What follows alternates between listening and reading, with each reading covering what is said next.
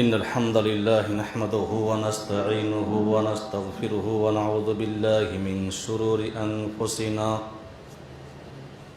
ومن سيئات أعمالنا من يهده الله فلا مضل له ومن يضلل فلا هادي له وأشهد أن لا إله إلا الله وحده لا شريك له وأشهد أن محمدًا عبده ورسوله يا أيها الذين آمنوا اتقوا الله حق تقاته ولا تموتن إلا وأنتم مسلمون يا أيها الناس اتقوا ربكم الذي خلقكم من نفس واحدة وخلق منها زوجها وبث منهما رجالا كثيرا ونساء واتقوا الله الذي تساءلون به والأرحام إن الله كان عليكم رقيبا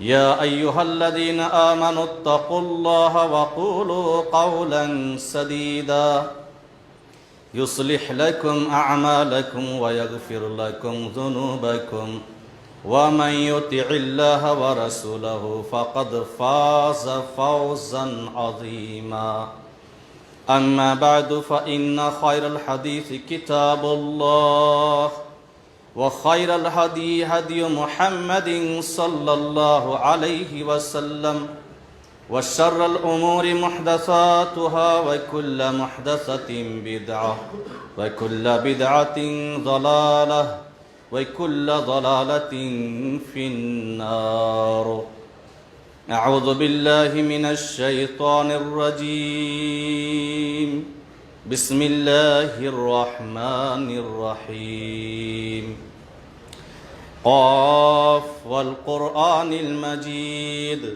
بل عجبوا أن جاءهم منذر منهم فقال الكافرون هذا شيء عجيب أإذا متنا وكنا ترابا ذلك رجع بعيد قد علمنا ما تنقص الأرض منهم وعندنا كتاب حفيظ بل كذبوا بالحق لما جاءهم فهم في أمر مريج أفلم ينظروا إلى السماء فوقهم كيف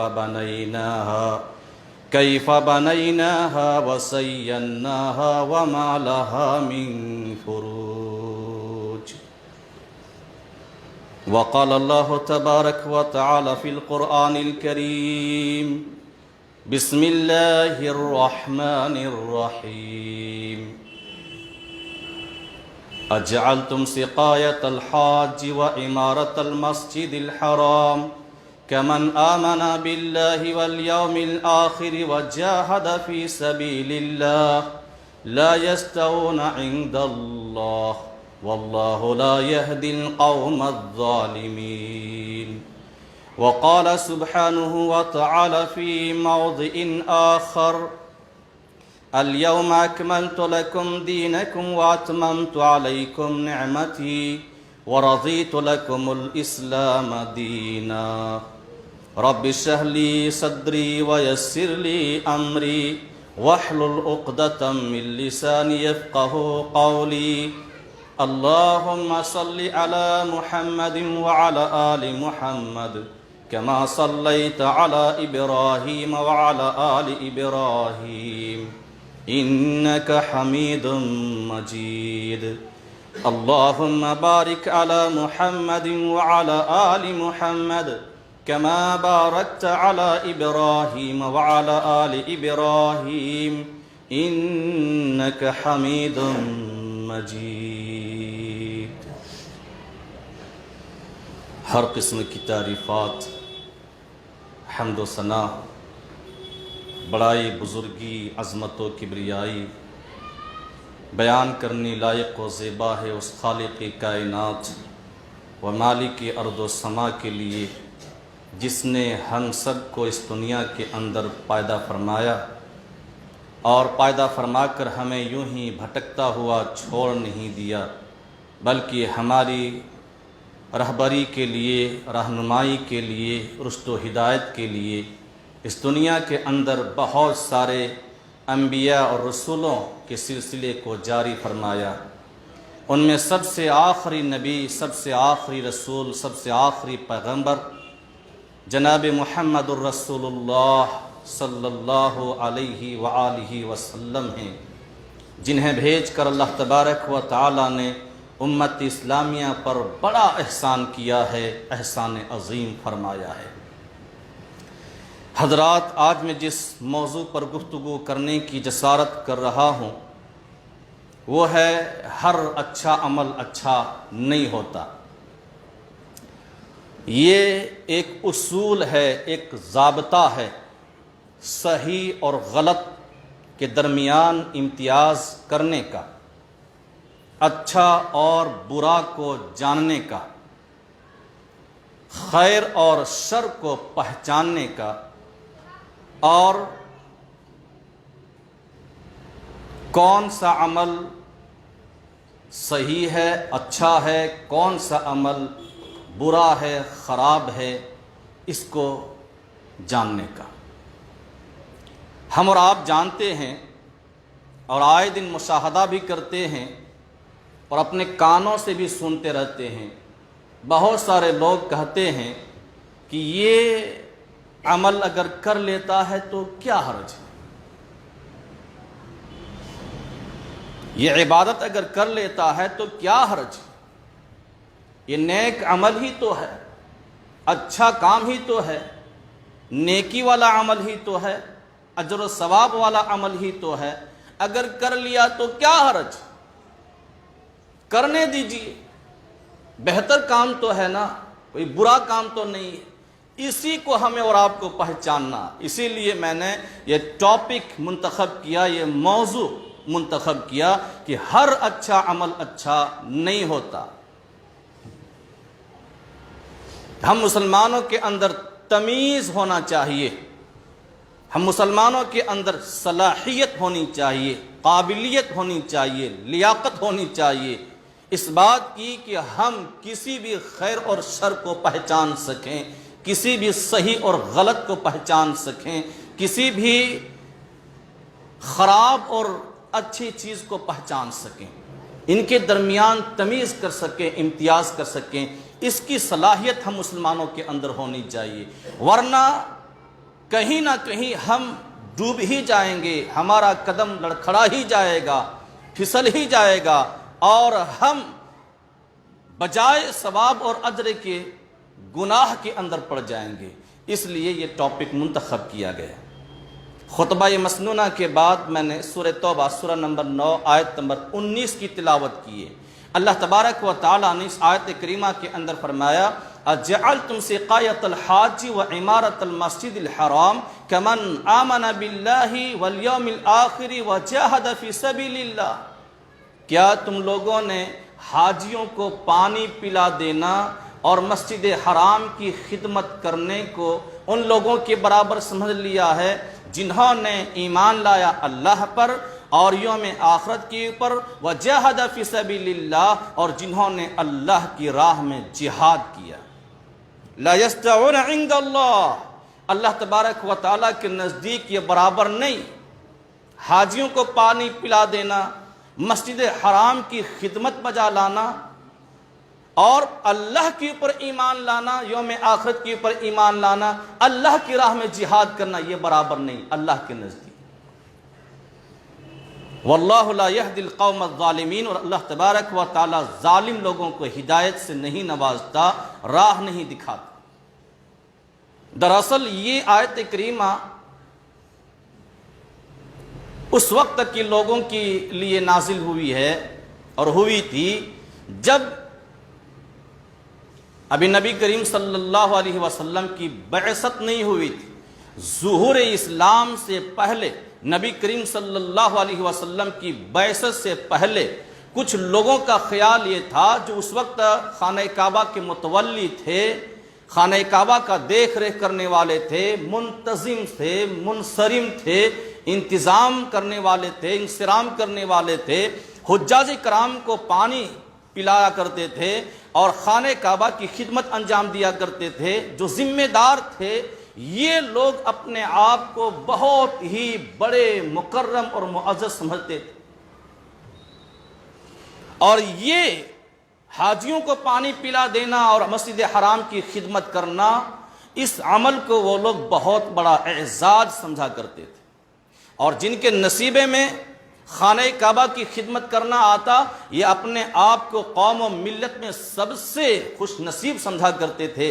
اللہ تبارک و تعالیٰ نے ان لوگوں کا جواب دیا اس آیت کریمہ کے اندر، کہا کہ خوش فہمی میں مبتلا نہ رہنا، کیا تم نے خانہ کعبہ کی دیکھ ریکھ کرنے اور حاجیوں کو پانی پلانے کو ان لوگوں کی برابر سمجھ لیا ہے جنہوں نے ایمان لایا اللہ پر، یوم آخرت پر، اور جنہوں نے اللہ کی راہ میں جہاد کیا؟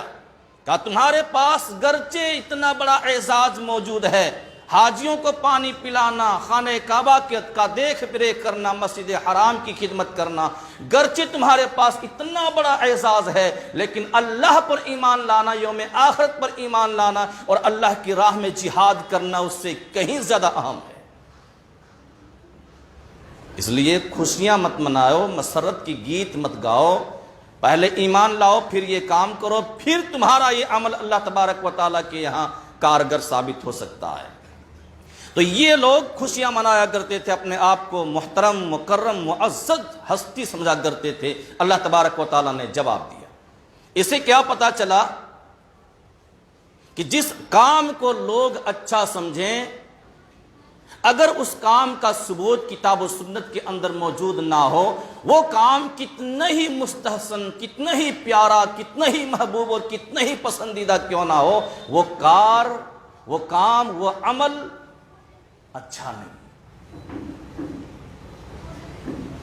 ہر وہ عمل، ہر وہ کام، ہر وہ فعل جو لوگوں کے نزدیک بھلا تصور کیا جاتا ہو، اچھا سمجھا جاتا ہو، صحیح تصور کیا جاتا ہو، نیکی کا عمل سمجھا جاتا ہو، ثواب کا کام سمجھا جاتا ہو، اس وقت تک وہ عمل بھلا اور خیر کا عمل نہیں ہو سکتا جب تک اس عمل کے متعلق رسول اللہ صلی اللہ علیہ وسلم سے کوئی حکم، ترغیب یا ترغیب کا ثبوت نہ مل جائے۔ اور ہر وہ عمل جو لوگوں کے نزدیک کتنا ہی برا کیوں نہ ہو، کتنی ہی خراب کیوں نہ ہو، برائی والا عمل کیوں نہ ہو، اس وقت تک وہ برا عمل نہیں ہو سکتا جب تک اس عمل کے لیے نبی کریم صلی اللہ علیہ وسلم سے اس عمل کے برا ہونے کا ثبوت نہ مل جائے۔ یہ ہے اصول، یہ ہے ضابطہ۔ اس لیے نبی کریم صلی اللہ علیہ وآلہ وسلم جب اس دنیا کے اندر آئے اور اللہ تبارک و تعالیٰ نے آپ صلی اللہ علیہ وسلم کے اوپر احکامات نازل کرنا شروع کر دیا، جو احکامات نازل ہوتی ویسے ویسے نبی کریم صلی اللہ علیہ وسلم لوگوں تک پہنچا دیا کرتے تھے۔ اللہ تبارک و تعالیٰ کا کوئی بھی حکم، کوئی بھی کام نبی کریم صلی اللہ علیہ وسلم نے ادھورا نہیں چھوڑا، بلکہ جتنا رب نے دیا اتنا نبی کریم صلی اللہ علیہ وسلم نے لوگوں تک پہنچا دیا۔ اگر نہ پہنچائے ہوتے تو اللہ تبارک و تعالیٰ کی گرفت میں نبی وقت کا رسول آ جاتے۔ وَلَوْ تَقَوَّلَ عَلَيْنَا بَعْضَ الْأَقَاوِيلِ لَأَخَذْنَا مِنْهُ بِالْيَمِينِ ثُمَّ لَقَطَعْنَا مِنْهُ الْوَتِينَ۔ اگر میرا محبوب، میرا نبی، میرا پیغمبر، میرا رسول میرے متعلق کوئی ایسی بات کہتے جس کی اجازت میں نے نہ دی ہو، جو شریعت کے اندر موجود نہ ہو، لَأَخَذْنَا مِنْهُ بِالْيَمِينِ، تو ہم اپنے داہنے ہاتھ سے پکڑ لیتے۔ ثُمَّ لَقَطَعْنَا مِنْهُ الْوَتِينَ، پھر ہم ان کے سہ رگ کو کاٹ ڈالتے۔ سہ رگ گردن کے اندر ہوتی ہے، جس کے کٹ جانے سے انسان مر جاتا۔ پوری تاریخ اٹھا کر دیکھ لیجئے، پوری احادیث کی اوراق الٹ کر دیکھ لیجئے، نبی کریم صلی اللہ علیہ وسلم کی موت حادثاتی نہیں بلکہ طبعی موت۔ آپ کے رگ گردن کے کٹنے سے موت نہیں ہوئی بلکہ آپ صلی اللہ علیہ وسلم کی موت طبعی موت ہوئی۔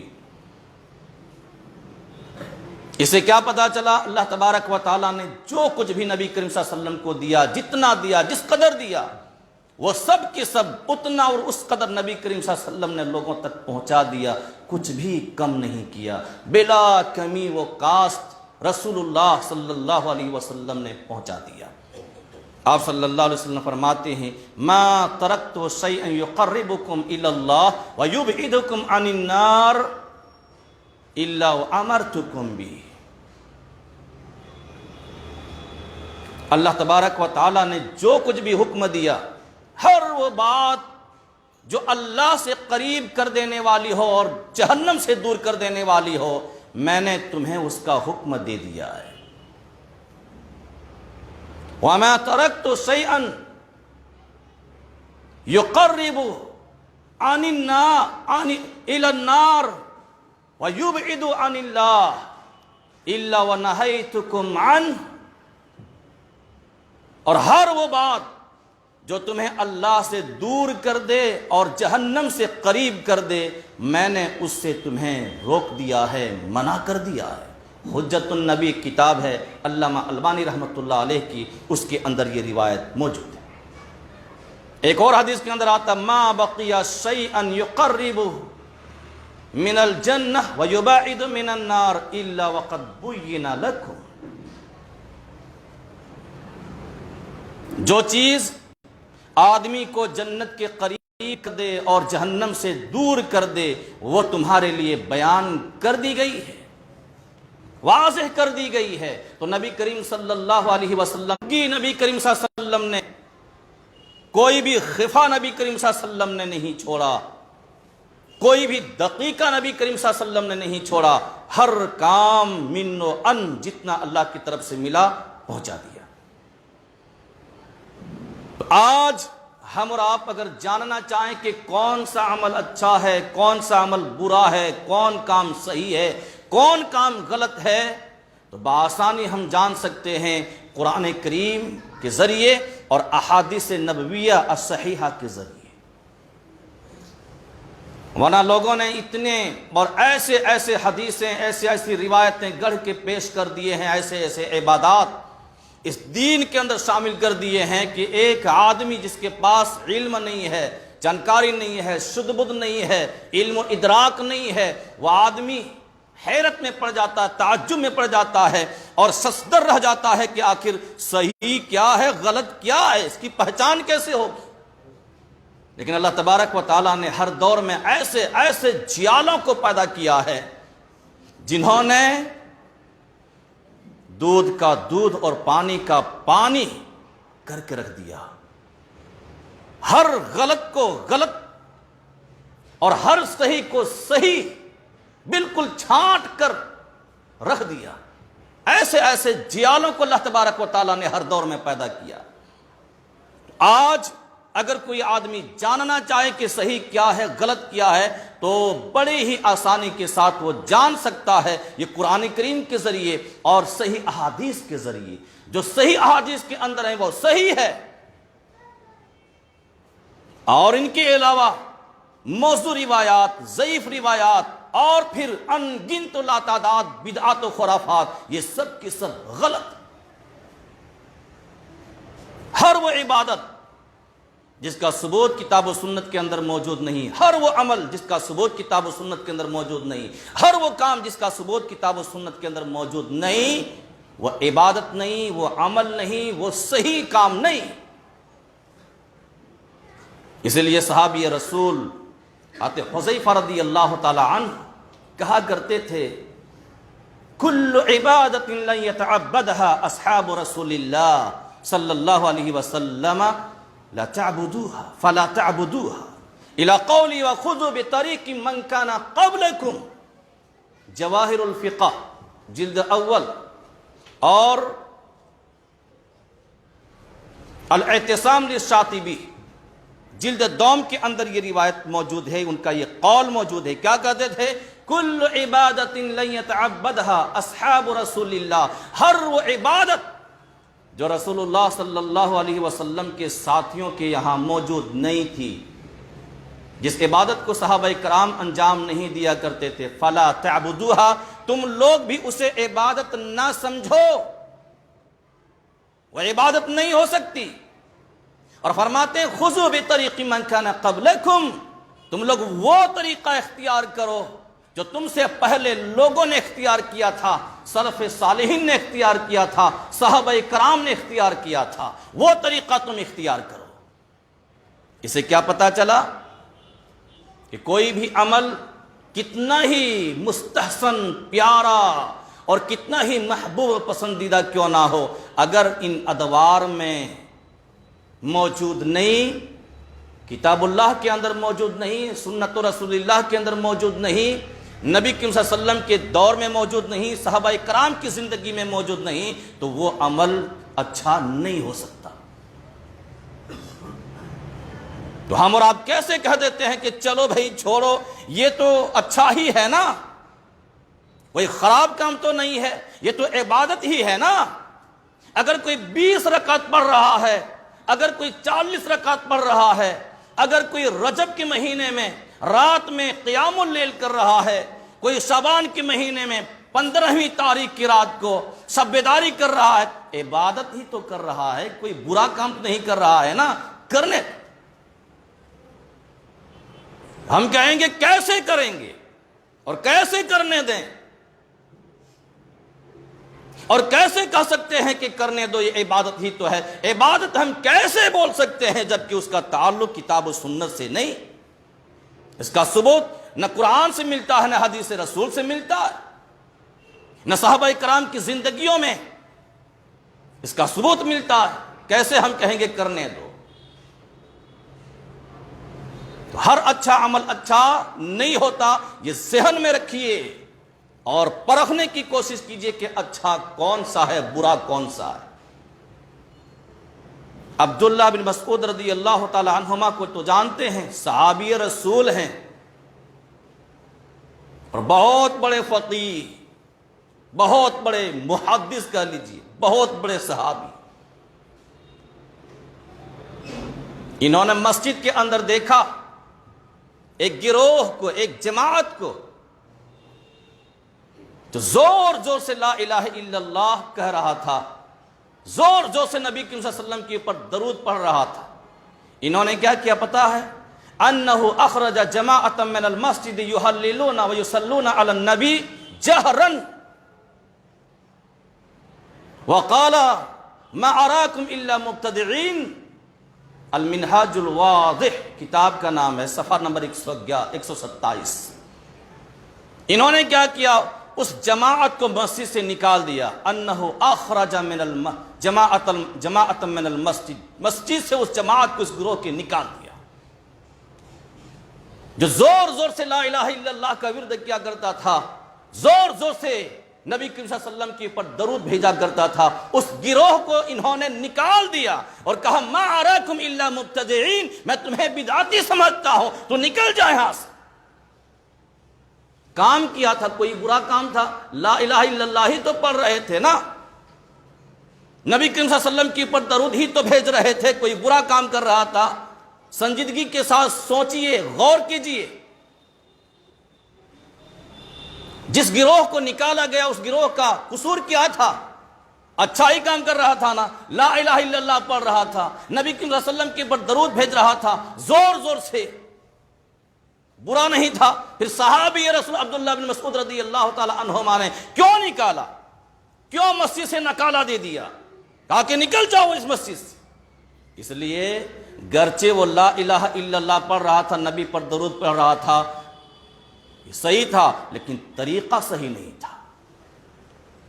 کیوں؟ اس لیے کہ نبی کریم صلی اللہ علیہ وسلم کے دور میں، آپ صلی اللہ علیہ وسلم کی زندگی میں لا الہ الا اللہ پڑھنا اور نبی کریم صلی اللہ علیہ وسلم کے اوپر درود بھیجنے کا یہ طریقہ موجود نہیں تھا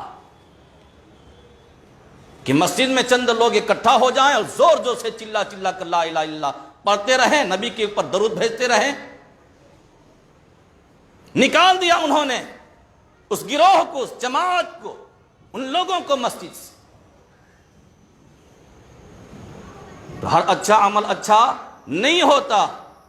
ہم اور آپ ہوتے تو کیا کہتے؟ بہت تعریفیں کرتے، ارے واہ ماشاءاللہ کتنے اچھے لوگ ہیں، لا الہ الا اللہ پڑھ رہے ہیں، نبی پر درود بھیج رہے ہیں، کتنے اچھے لوگ ہیں۔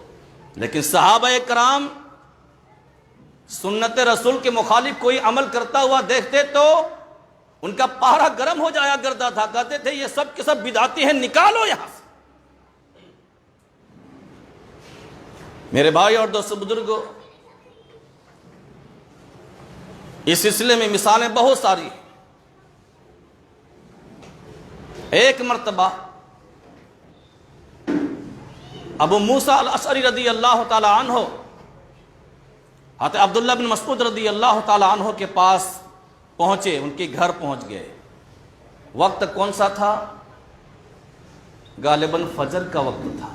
پہنچ گئے گھر، کہنے لگے کہ میں نے آج مسجد کے اندر ایسی چیز دیکھی ہے، ایسا کام دیکھا ہے جو مجھے اچھا نہیں لگتا، حالانکہ وہ جو کام ہے اچھائی ہے۔ کہا کہ کیا دیکھا تم نے؟ عبداللہ بن مسعود رضی اللہ تعالیٰ عنہ کہتے ہیں تم نے کیا دیکھا؟ کہا کہ آپ جا رہے ہیں نا، چلیں گے نا مسجد میں، آپ خود دیکھ لیں گے۔ پھر چلنے لگے دونوں ساتھ مل کر، اور چلتے چلتے راستے میں انہوں نے بیان کرنا شروع کر دیا، میں نے دیکھا ہے کچھ لوگ مسجد کے اندر بیٹھے ہیں، ہاتھ میں کنکریاں لیے ہوئے اور گروپ بنائے ہوئے، حلقہ بنائے ہوئے، ہر حلقے میں ایک آدمی مخصوص ہے، وہ دیگر لوگوں سے کہتا ہے 100 مرتبہ لا الہ الا اللہ پڑھو، وہ 100 مرتبہ لا الہ الا اللہ پڑھتے ہیں کنکریوں میں۔ وہ کہتا ہے کہ 100 مرتبہ اللہ اکبر کہو، یہ 100 مرتبہ اللہ اکبر کہتے ہیں۔ وہ کہتا ہے 100 مرتبہ سبحان اللہ کہو، یہ 100 مرتبہ سبحان اللہ کہتے ہیں۔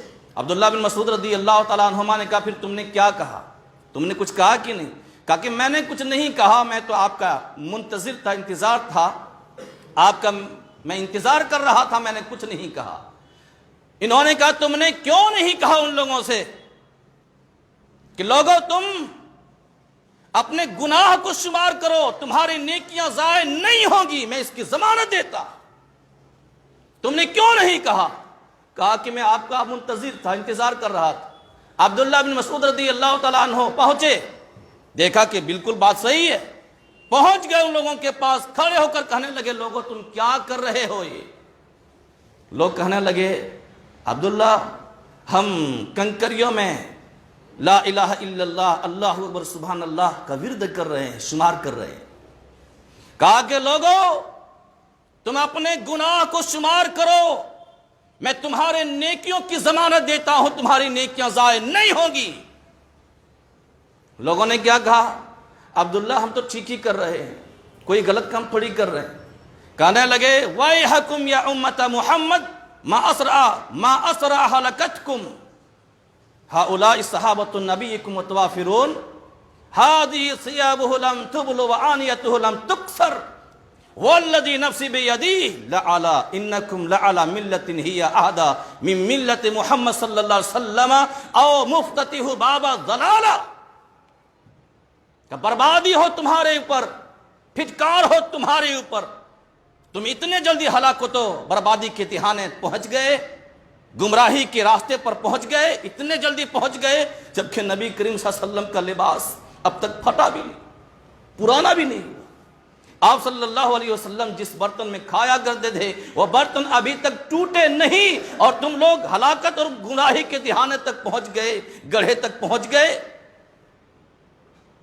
عبداللہ بن مسعود رضی اللہ تعالیٰ عنہ کہتے ہیں والذی نفسی بیدی، قسم ہے اس ذات کی جس کے ہاتھ میں میری جان ہے، انکم لعلی ملۃ ہی اہدی من ملۃ محمد، کیا تم لوگ سمجھتے ہو کہ تم نے جو یہ طریقہ ایجاد کیا ہے یہ محمد صلی اللہ علیہ وسلم کے طریقے سے بہتر طریقہ ہے؟ کیا تم لوگ محمد صلی اللہ علیہ وسلم کی ملت سے بہتر ملت کے اوپر ہو؟ کیا تم لوگ نبی صلی اللہ علیہ وسلم کے راستے سے بہتر راستے کے اوپر ہو؟ کیا تمہارا یہ کام نبی کے کام سے بہتر کام ہے؟ او مفتتح باب ضلالہ، یا تم لوگ گمراہی کے دروازے کھول رہے ہو؟ لوگوں نے جواب دیا واللہ یا ابا عبد الرحمن ما اردنا الا الخیر، اللہ کی قسم عبد الرحمن ہمارا ارادہ خیر کا تھا، نیکی کا تھا، ثواب کا تھا۔ آج پوچھیے تو جواب یہی آئے گا، کہیں گے تو ہم اچھا کام کر رہے ہیں، نیکی کا کام کر رہے ہیں، ثواب کا کام ہے بھائی، اس میں کون سی برائی ہے؟ لوگوں نے کہا عبد الرحمن یا ابا عبد الرحمن ہمارا ارادہ نیکی کا ارادہ، خیر کا ارادہ، ثواب کا ارادہ تھا، ہمارا ارادہ کوئی غلط ارادہ نہیں تھا۔ عبداللہ بن مسعود رضی اللہ تعالیٰ عنہ کہتے ہیں کم من مرید للخیر لن یصیبا، کتنے ایسے لوگ ہیں جو خیر کے طالب رہتے ہیں، متلاش رہتے ہیں، لیکن وہ خیر کو پا نہیں سکتے۔ آپ ہمیں بتلائیے سنجیدگی کے ساتھ، وہ لوگ جو کچھ بھی کر رہے تھے، کوئی برا کر رہے تھے، لا الہ الا اللہ کا ورد کر رہے تھے، اللہ اکبر کا ورد کر رہے تھے، سبحان اللہ کا ورد کر رہے تھے، کوئی برا کام کر رہے تھے؟ پھر عبداللہ بن مسعود رضی اللہ تعالیٰ عنہ نے پھٹکار کیوں لگائی، کیوں ڈانٹا، کیوں غصے کا اظہار کیا انہوں نے؟ اس لیے کہ وہ طریقہ نبی صلی اللہ علیہ وسلم کے زمانے میں رائج نہیں تھا۔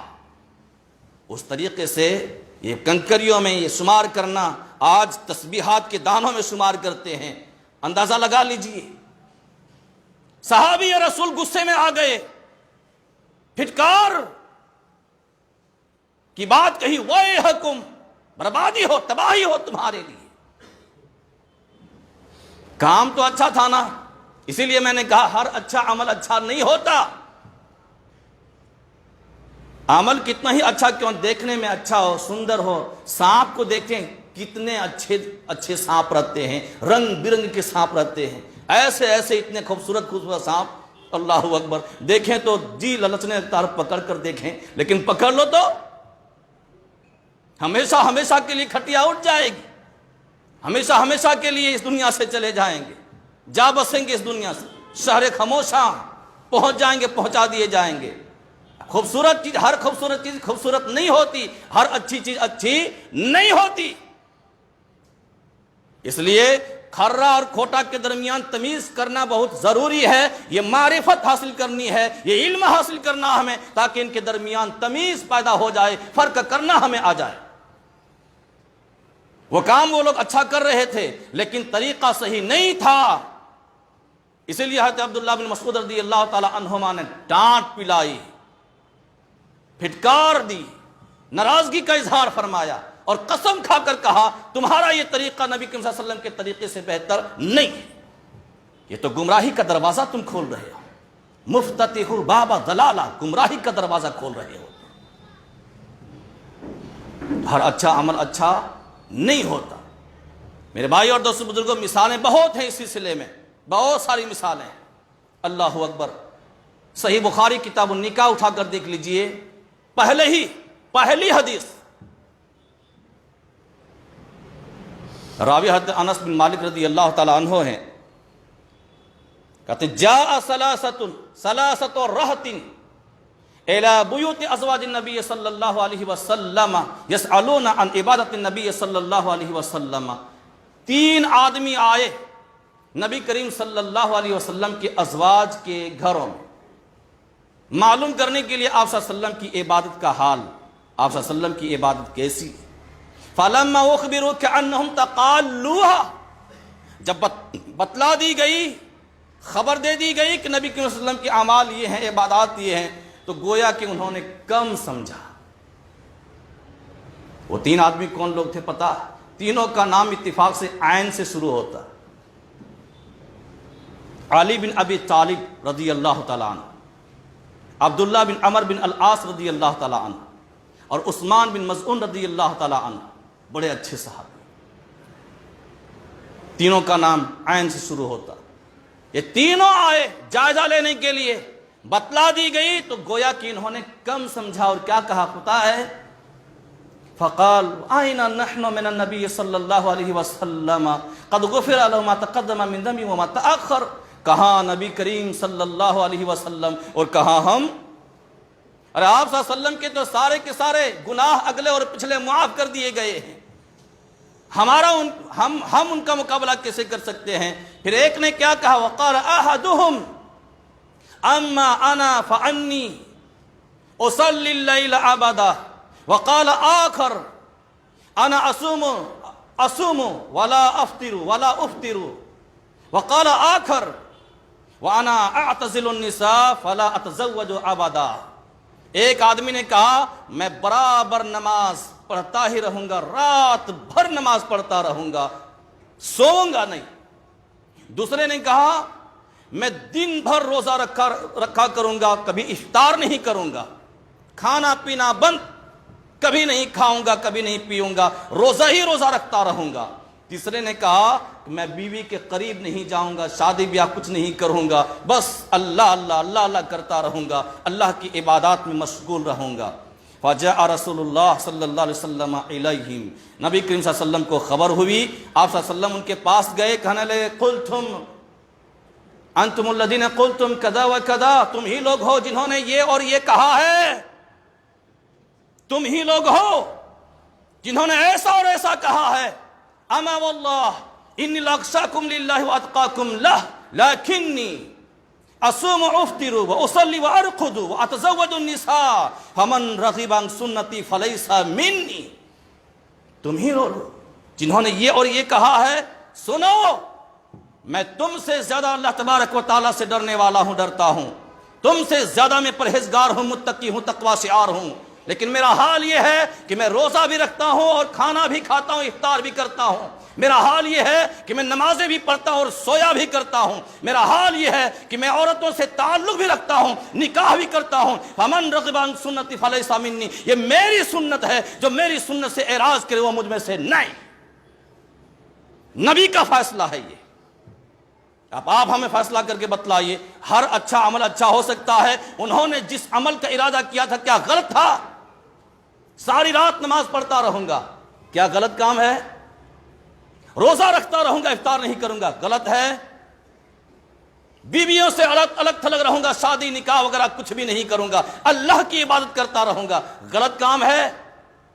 ہم اور آپ ہوتے تو کیا کہتے؟ بہت اچھا عمل ہے، لیکن ہر اچھا عمل اچھا نہیں ہوتا، یہ آپ نوٹ کر لیجیے اپنے ذہن و دماغ کے اندر۔ اسی بھول کی وجہ سے تو لوگوں نے بدعات و خرافات گڑھے ہیں اور ان کے رسیاں بنے ہوئے ہیں لوگ۔ میرے بھائی اور دوستو بزرگوں، نبی کریم صلی اللہ علیہ وسلم نے ناراضگی کا اظہار فرمایا، کہا نہیں، یہ کام تمہارا درست نہیں، گرچہ عمل ٹھیک ہے لیکن تمہارا ارادہ جو ہے، تم نے جو ارادہ کیا ہے کہ برابر یہ کرتا رہوں گا، یہ ٹھیک نہیں ہے، یہ میری سنت کے خلاف ہے، جو میری سنت سے نکل گیا، میری سنت سے اعراض کیا، وہ مجھ میں سے نہیں ہے۔ میری سنت یہ ہے کہ روزہ بھی رکھا جائے، افطار بھی کیا جائے، نماز بھی پڑھی جائے، سویا بھی جائے، اور عورتوں سے نکاح بھی کیا جائے، بیویوں سے تعلق بھی رکھا جائے، میری یہ سنت ہے۔ اس لیے آپ صلی اللہ علیہ وسلم نے کیا فرمایا؟ النکاح من سنتی ومن لم یعمل بسنتی فلیس منی، نکاح میری سنت ہے، جو میری سنت پر عمل نہ کرے وہ مجھ میں سے نہیں۔ رشتہ ہی کاٹ دیا نبی کریم صلی اللہ علیہ وسلم نے، رشتہ ہی کاٹ دیا، وہ مجھ میں سے نہیں ہے۔ میرے بھائی اور دوستو بزرگوں، ایسے کئی مثالیں آپ کو مل جائیں گی، کئی مثالیں مل جائیں گی۔ پہچان کرنا ہے کہ صحیح کیا ہے، غلط کیا ہے۔ انہیں یار لوگوں نے ایسے عبادات گڑھے ہیں، رجب کے تعلق سے آپ جانیں گے تو دنگ رہ جائیں گے، ایسی عبادت کہتے ہیں من صلی المغرب فی اول لیلۃ من رجب ثم صلی بعدها 20 رکعۃ، جس نے رجب کے مہینے میں پہلی رات، رجب کی پہلی رات مغرب کی نماز کے بعد 20 رکعات ادا کی، یقرأ فی کل رکعۃ بفاتحۃ الکتاب وقل هو اللہ احد، اور ہر رکعت میں سورہ فاتحہ پڑھا اور قل هو اللہ احد پڑھا، ویسلم فیہن 10 تسلیمات، اور 10 مرتبہ سلام پھیرا۔ نبی کریم صلی اللہ علیہ وسلم فرماتے ہیں اتدرون ما ثوابہ، کیا تم جانتے ہو اس کا ثواب کتنا ہے؟ پھر فرماتے ہیں قال حفظہ اللہ بنفسہ واہلہ ومالہ وولدہ واجیر من عذاب القبر وجاز علی الصراط کالبرق بلا حساب ولا کتاب۔ کہتے ہیں اس کا ثواب جانتے ہو کتنا ہے؟ اس کا ثواب یہ ہے کہ اللہ تبارک و تعالی اس آدمی کی جان کا، اس آدمی کے اہل و عیال کا، اس آدمی کے مال کا، اس آدمی کی اولاد کا محافظ بن جاتا ہے۔ اللہ اس کی ان تمام چیزوں کی حفاظت فرماتا ہے۔ اور کیا فرماتا؟ اور فرمایا وَأُجِيرَ من عذاب القبر، اللہ تبارک و تعالی اس آدمی کو عذاب قبر سے بچا لیتا ہے۔ وَجَازٍ عَلَى الصِّرَاطِ كَالْبَرْقِ، اور وہ آدمی بغیر حساب اور بغیر کتاب کے پورے صراط سے سر بجلی کی طرح پار ہو جائے گا، گزر جائے گا۔ اتنا بڑا ثواب کوئی چھوڑے گا؟ کوئی چھوڑے گا اتنا بڑا ثواب؟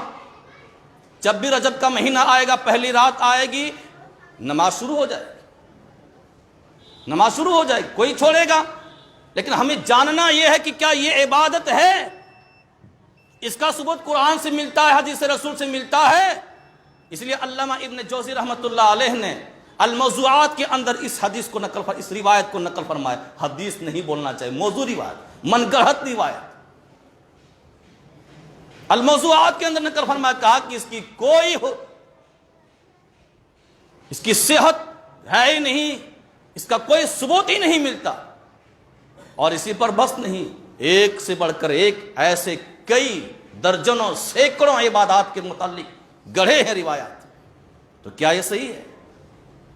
صحیح وہی ہے جس پر اللہ تبارک و تعالیٰ کی مہر لگی ہو اور جناب محمد رسول اللہ صلی اللہ علیہ وسلم کی مہر لگی ہو، صحیح وہی عمل ہے۔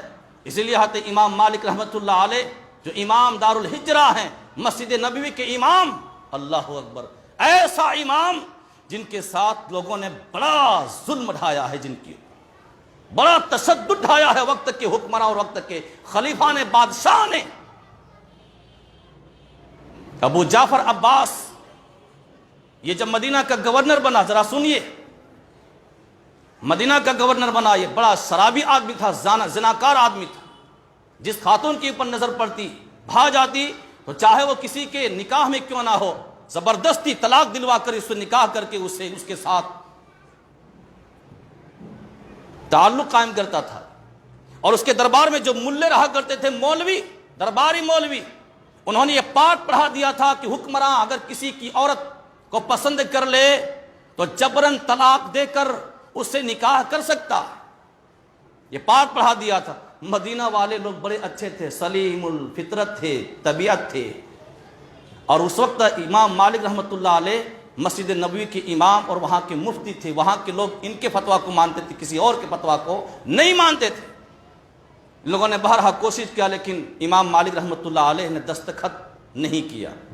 لوگ آگے کہا کہ امام مالک آپ اپنی عظمت کے بارے میں سوچیں، اپنی عزت کی پرواہ کریں، فکر کریں، ورنہ رد عمل آپ کو پتا ہے، حکمراں کی طرف سے اس کا رد عمل جو سامنے آنے والا آپ کو پتا ہے۔ امام مالک رحمۃ اللہ علیہ کہتے ہیں میں ان کے رد عمل سے بے خبر نہیں ہوں، مجھے پتا ہے، لیکن میں وہ کام کیسے کر سکتا ہوں، وہ بات کیسے کہہ سکتا ہوں جس کا ثبوت جناب محمد رسول اللہ صلی اللہ علیہ وسلم سے نہیں ملتا ہے۔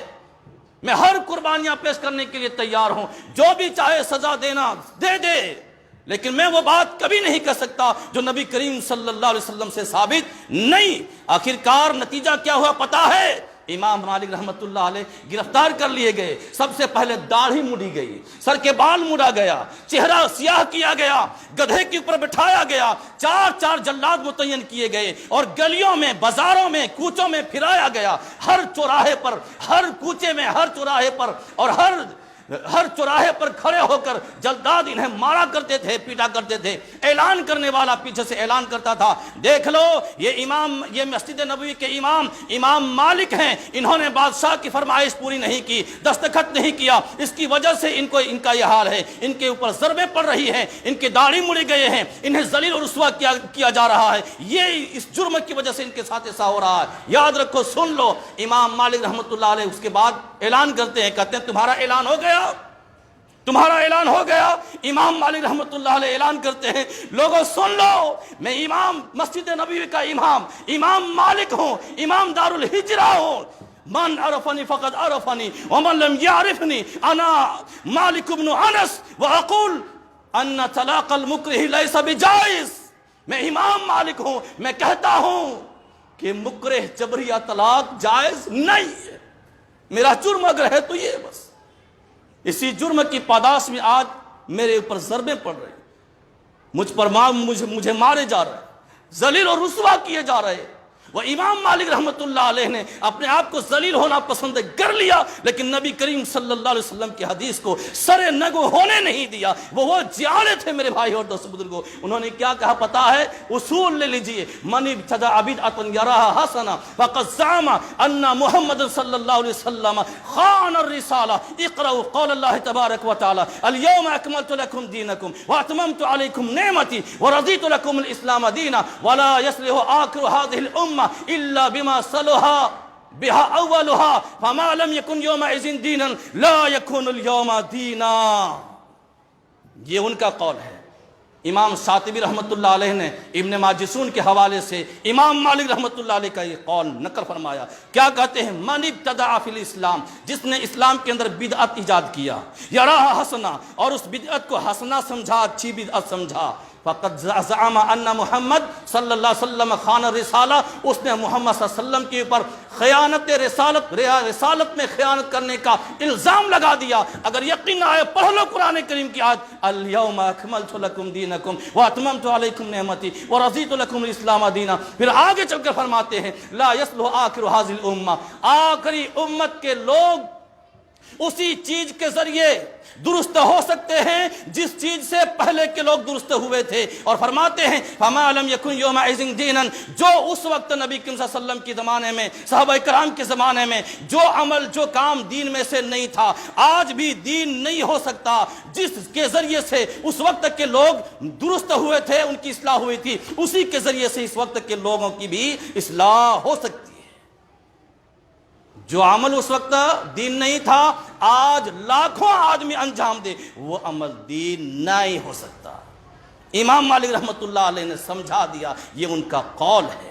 تو میرے بھائی اور دوستو، ہر اچھا عمل اچھا نہیں ہوتا، یہ آپ ذہن میں رکھیے، اور اللہ تبارک و تعالیٰ سے دعا کیجیے بار الہ ہم سب کو نبی کریم صلی اللہ علیہ وسلم کی سنت مطہرہ پر عمل پیرا ہونے کی توفیق عطا فرما۔ پروردگار عالم تو ہمارے سینے کے اندر توحید کی دولت کوٹ کوٹ کر بھر دے۔ پروردگار عالم تو ہم سب کو نبی کریم صلی اللہ علیہ وسلم کے راستے پر گامزن فرما دے۔ اللہ تو ہم سب کو کتاب و سنت کا شیدا اور فیدا فرما دے۔ مولا کریم تو ہمارے گناہوں پر معافی کا قلم کھینچ دے۔ اللہ تو ہمارے چھوٹوں نوجوانوں کے گناہوں کو معاف فرما دے، ہمارے مرد و خواتین کے گناہوں کو معاف فرما دے۔ پروردگار عالم تو جب تک ہمیں زندہ رکھ، ایمان پر زندہ رکھ، اور جب تم موت دے الہی ایمان کی حالت پر موت دے۔ آمین۔ وآخر دعوانا الحمدللہ رب العالمین وصلی اللہ علیہ۔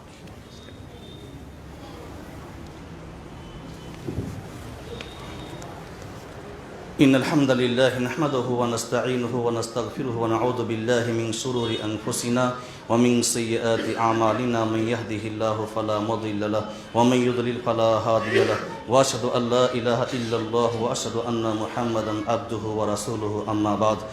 اللهم صل على محمد وعلى ال محمد كما صليت على ابراهيم وعلى ال ابراهيم انك حميد مجيد۔